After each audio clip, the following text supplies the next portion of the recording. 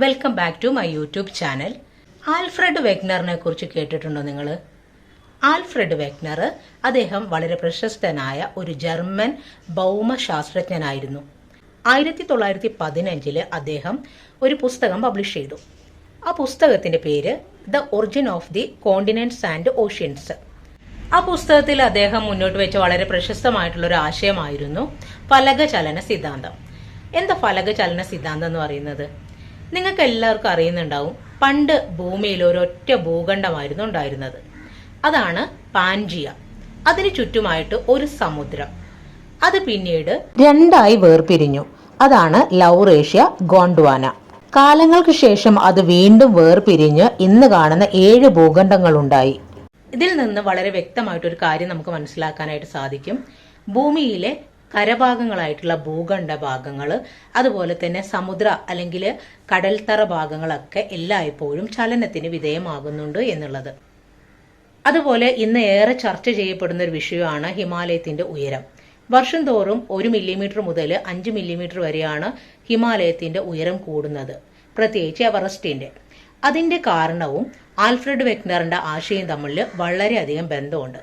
അപ്പോൾ അത് എങ്ങനെയാണെന്നും ഏതെല്ലാം രീതിയിലാണ് ചലനം സംഭവിക്കുന്നതെന്നും അതുപോലെ തന്നെ അത് പർവ്വതത്തിന്റെ രൂപീകരണത്തിന് എങ്ങനെ സഹായിക്കുന്നു എന്നുള്ള കാര്യങ്ങളാണ് ഇന്ന് നമ്മൾ പഠിക്കുന്നത്. ഈ വീഡിയോ പ്രധാനമായിട്ടും 9ാം ക്ലാസ്സിലെ SCRT ജോഗ്രഫിയിലെ 1ാമത്തെ ചാപ്റ്ററിനെ ബേസ് ചെയ്തുകൊണ്ട് തയ്യാറാക്കിയതാണ്.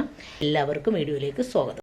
നമ്മൾ പറഞ്ഞല്ലോ, ഹിമാലയത്തിലെ എവറസ്റ്റിന്റെ ഉയരം ദിനം പ്രതി വർദ്ധിച്ചു വരുന്നു എന്ന്.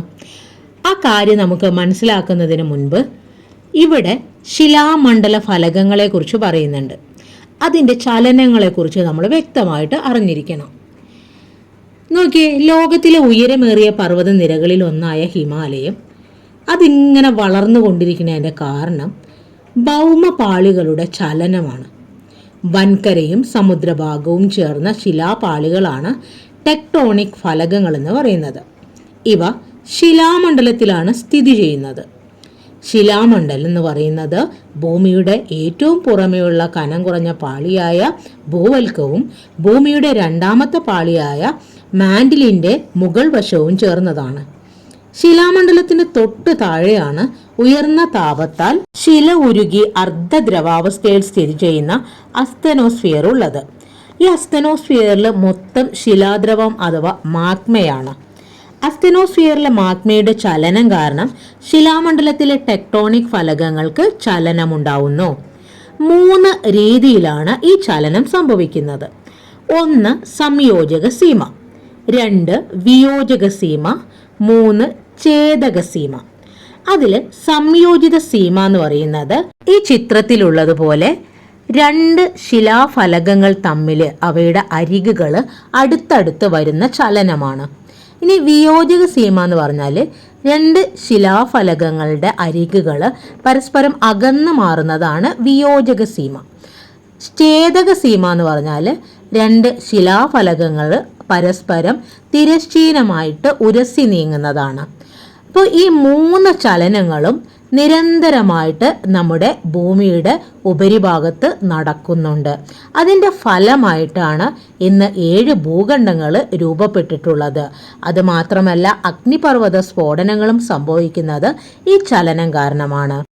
സംയോജക സീമയിൽ ശിലാമണ്ഡലങ്ങളുടെ സമ്മർദ്ദ ഫലമായി ശിലാപാളികൾക്ക് വലനം സംഭവിക്കാറുണ്ട്. ഇതുമൂലം രൂപപ്പെടുന്ന പർവ്വതനിരകളാണ് മടക്കു പർവ്വതങ്ങൾ. മടക്ക് പർവ്വതങ്ങൾക്ക് ഉദാഹരണമാണ് ഹിമാലയൻ പർവ്വതം, ആൽപ്സ് പർവ്വതം തുടങ്ങിയവ. ഏകദേശം 150-160 ദശലക്ഷം വർഷങ്ങൾക്ക് മുമ്പ് ഉപദ്വീപീയ ഇന്ത്യയും ഓസ്ട്രേലിയൻ വൻകരയും ഉൾപ്പെടുന്ന ഇന്ത്യൻ ഫലകത്തിന്റെ സ്ഥാനം ദക്ഷിണാർദ്ധഗോളത്തിലായിരുന്നു.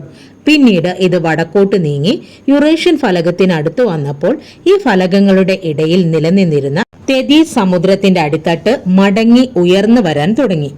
അങ്ങനെയാണ് ഹിമാലയൻ പർവ്വതം രൂപം കൊണ്ടത്. ഈ ചലനം ഇന്നും സാവധാനത്തില് തുടരുന്നത് കൊണ്ടാണ് ഹിമാലയ പർവ്വതം ഉയർന്നു വരുന്നത്. എവറസ്റ്റിന്റെ ഉയരം കൂടുന്നതിന്റെ പിന്നിലുള്ള രഹസ്യവും ഇതുതന്നെയാണ്. അടുത്തതായി നമുക്ക് ഈ ചാപ്റ്ററിൽ പഠിക്കാനുള്ളത് ഹിമാലയത്തിന്റെ പ്രാദേശിക വിഭാഗങ്ങളെ കുറിച്ചാണ്. അത് അടുത്തൊരു വീഡിയോയിൽ ഡിസ്കസ് ചെയ്യാം. വീഡിയോ ഉപകാരപ്പെടുകയാണെങ്കിൽ തീർച്ചയായിട്ടും സപ്പോർട്ട് ഉണ്ടാവണേ. താങ്ക്